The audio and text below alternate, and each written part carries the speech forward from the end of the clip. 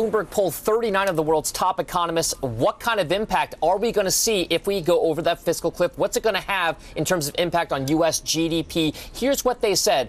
The vast majority of them, 92%, say that we'll see at least a partial resolution to that $607 billion of automatic tax increases, spending cuts by the beginning of 2013 if we go over the cliff. Now, given those expectations, just how much pain will the U.S. economy suffer in terms of GDP? Now, the more positive estimates are for a 0.5% drop in gross domestic product. That's what the Congressional Budget Office estimates will happen here.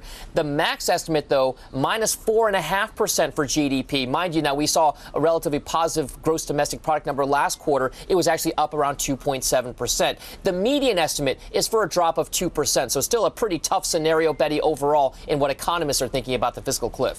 What are the economists saying, though, about the sentiment around the fiscal cliff debate, Dom? Well, that's a good point, Betty, here. We spoke with Chris Rupke, who's the chief financial economist over at Bank of Tokyo Mitsubishi, and he said, quote, forecasters are frozen in their tracks as no one wants to think the unthinkable here. We think the effect is no more than a 0.5 percentage point drop, chiefly through consumer spending. So that's a big deal there. Of course, you remember last week we heard from former Fed Chairman Alan Greenspan about the same kind of situation. Take a listen.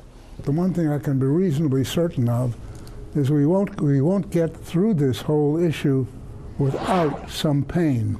The presumption that we're going to have a painless solution to this, I think, is fantasy.